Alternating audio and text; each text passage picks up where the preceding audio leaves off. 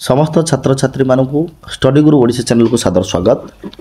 आज प्रबंध विभाग रे देखिबा एक संक्षिप्त प्रबंध पल्ली बुकुरे वर्षा ऋतु। विचित्र वर्णा ए वसुंधरा और तार प्रकृति, विचित्र तार भूगोल और भौगोलिक परिवेश। प्रकृतिर नाट्यशाला को गोटे पर गोटे ऋतु माने अभिनेत्री होई आसंती। ऋतुचक्र आवर्तन में प्रकृतिर रूप हुए विवर्तित। ग्रीष्मर रौद्र तापरे धराभूमि तापित हेबा परे रसमयी वर्षार अम्य स्पर्श सबुजमय कर दिए। धरांगन रे पाटपुटर आद्य बारिपाद जीव जगत पाई होई उठे अमृतमय स्पर्श। श्रावणी वर्षार अवारित धारा पलिभूमि को सरस सुंदर सतेज और श्यामल कर दे थाए। वर्षार स्नेहसिक्त चुम्बन कल्पना विलासी कवि प्राण रे सृष्टि करे कवित्वर जादुकारी स्पर्श। पलिपाई वर्षा सर्जनशीलतार स्वप्न भरी दिए।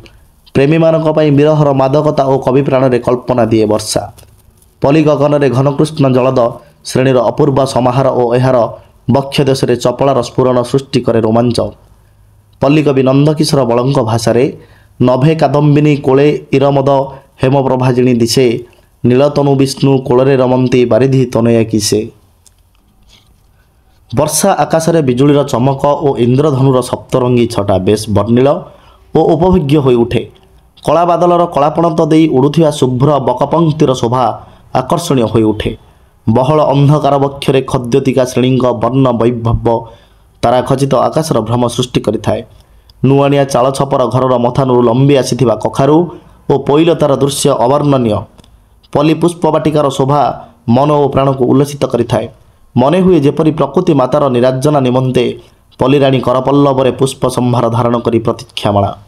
कदम्ब मालती हेना और हरगौरी आदि पुष्पर सुरभिसह भ्रमणर गुंजरण मनमुग्धकर होई उठे। ग्राम्य उपान्तरे थिबा पूर्ण गर्भा पुष्करिणी जलरे मीन मराल प्रभृति जलचरंक संतरण सह मंडूक दलर रव विचित्र परिवेशर सर्जना करे। घोर वर्षण सह ताल देई झिली झिंकारीर झी झी राब बाउंश बणरू डाहुकर राब पली परिवेश रे सर्जना करे काव्यमय परिवेश। ग्राम्य पथरे बहमान जलधारे कागज डंगा भसाई शिशुगण आनंदाती सज्जारे आत्मविस्मृत होइथांती। केबे केबे वित्पातमयी बन्यार आगमन सबुज ग्रामांगन को श्मशान रे परिणत करी दुखमय परिवेश सर्जना करिथाए। वर्षार आगमन रे कृषक प्राण रे सृष्टि हुए आनंदर जुआर। वर्षार प्रेममय स्पर्श रे मूर्तिका हुए प्रजननक्षम। माटी मार बुकुचिरी कृषक धान्य बीज रोपण करिथाए। धान गछर सबुजिमा सते जेपरी पृथ्वी मातर सबुज शाढ़ी होई शोभा पाइथाए। वर्षा काल पली प्राण रे आध्यात्मिकतार फल को खेलाई देवासह उत्सव मुखर करि देथाए। आद्य आषाढ़र आगमन रे प्रथमे पालित होइथाए रज पर्व।